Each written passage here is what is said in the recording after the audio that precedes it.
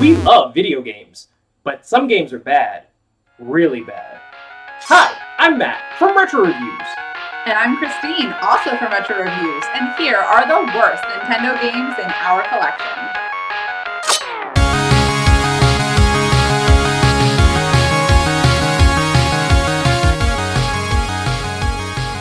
Silent Service was intended to be a submarine simulator.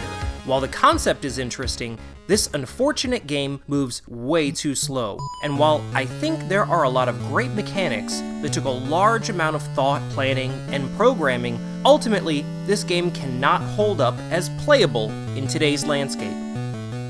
While some people enjoyed this and rated it well, most of those people also said it takes time and the upper difficulty levels of the game for it to get fun.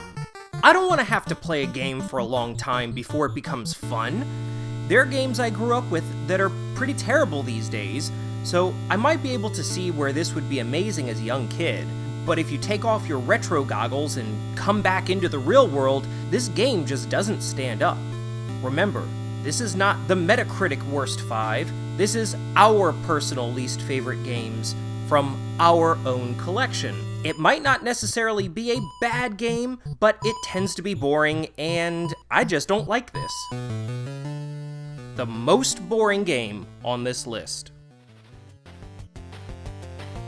While the submarine combat in Silent Service isn't fast-paced, Top Gun the movie is. The movie may well go down in history as being awesome, but this game certainly won't make the list.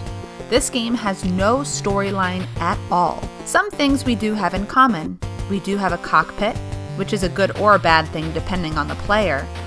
I always was the player that appreciated mechanics the devs added, such as the POV mode on Gran Turismo and Forza, but I ultimately disabled it so I could focus on gameplay and have the entire screen available to just me. This was because the cockpit would tend to take up about 1/3 of the bottom of the screen. Refueling is super annoying and unnecessary. Most gameplay against most enemies is uninspiring and, frankly, easy. The first couple minutes are fun, but it becomes boring very quickly. You end up with large periods of time flying in a straight line with no music and no enemies, just waiting for someone to appear. However, with so much easy and boring game, some of the boss fights are quite difficult, which can be frustrating when you've assumed the entire game is a cakewalk. Even still, they pale in comparison to the initial frustration of landing. Landing isn't hard to do, but it does take a lot of practice to get it right. I can't believe they will let you beat an entire level, a really hard boss, and then just crash at the end, earning a game over. Most exciting sounding game that turned out to be a complete dud. In theory, Fester's Quest isn't a bad game, but it does have some crippling flaws. The game's sound isn't very good, but I would say it isn't as bad as most of the internet wants you to believe. This game also is not true to the source material. You spend most of your time in sewers and gardens fighting space aliens. Fester could easily be swapped out with any generic character that looks like Arnold Schwarzenegger without changing anything in the game except his sprites. Fester's gun looks more like a trumpet protruding from his belly button, and it shoots out oversized boogers, boomerangs, or rose thorns. The upgrades actually make the game worse. You quickly get a wide shot that zigzags back and forth. It sounds great. It's not. It often goes around enemies. The most annoying part is when an enemy is coming at you, you are perfectly lined up and prepared to attack, then your shot goes sideways directly into the wall next to you, and you are rewarded with a game over screen. This is especially true in the sewers. Oh my god, the sewers. Speaking of upgrades, I don't think there are any upgrades for your health. If there are, I've never found them or suffered through enough gameplay to collect them. The continue function is laughable. You have only one life, and you're only able to take 2 hits before starting back at the beginning of the game. The only grace the game shows you is by letting you keep your items. I spent most of my gameplay standing still, firing like crazy into 4 or 5 enemies that took many hits each. Your slow movement speed prevents you from running past these enemies, so you need to line them up and knock them down. While the difficulty doesn't surpass challenging into the totally unfair, at least this game is playable, and to be honest, it's probably the most playable game on this entire list. Frustrating. You knew this one was coming. Many critics and gamers agree that Silver Surfer is the worst game on the NES. Starring the incredibly powerful Marvel Silver Surfer, it's unfortunate that the character has a large hitbox and dies with just one hit. The character is horribly underpowered, especially for being one of the most powerful characters in the Marvel Universe. The game swaps between a bird's-eye view, shoot-'em-up, and side-scrolling. Two of the only saving graces of this game are the password systems, and the fact that you can choose your levels a la carte like Mega Man games.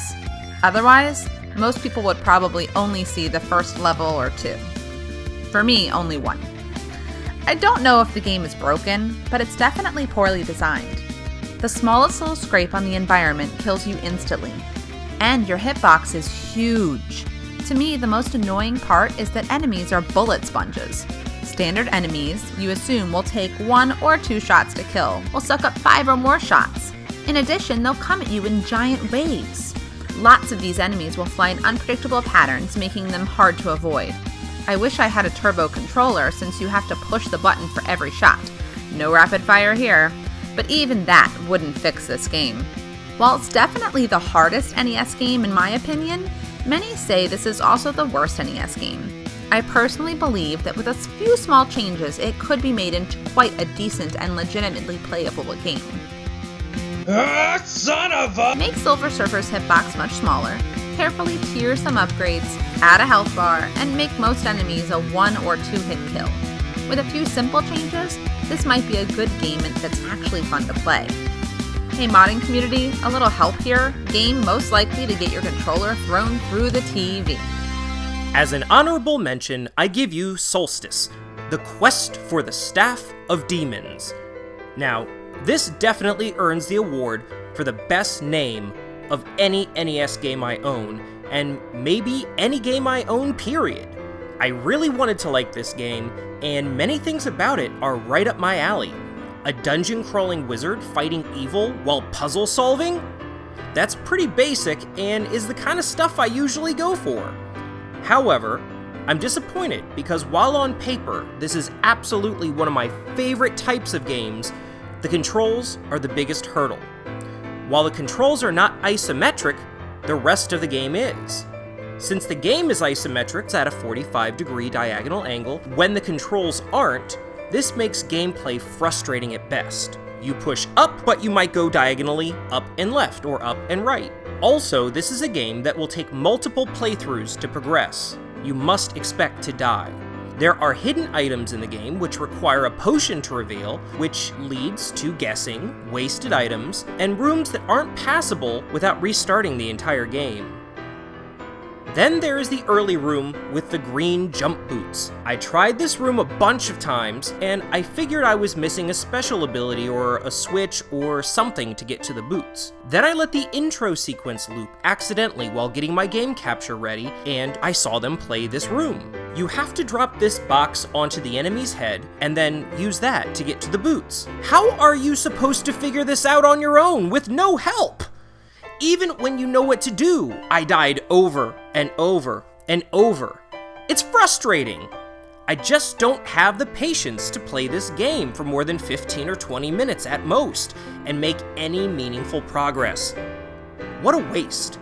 I could see myself really loving this game in the right environment. It should have been good. Wrestlemania. The controls are clunky, the graphics are bad, even for the time, and the sound, let's face it, it's pretty bad, is probably the best thing about this game. While I am not a wrestling fan, I actually enjoyed some wrestling games in the past, particularly some of the N64 games, and my favorite, Saturday Night Slam Masters. Well, don't get your hopes up. This game just feels unfinished to me. Characters move slowly, throwing punches and kicks at a turtle's pace. Only to miss your opponent is disappointing. This happens a lot, and then the CPU beats you up. It's a chore to move, even more to attack, and the games are supposed to be fun. I'd rather play Silver Surfer than this game. Yeah, honestly. Unfinished. Thank you to Nestunes And Shade Music Studios. for providing some of the music on our soundtrack today. Please like and subscribe down below, and if you want to, ring that bell. And we'll see you next time.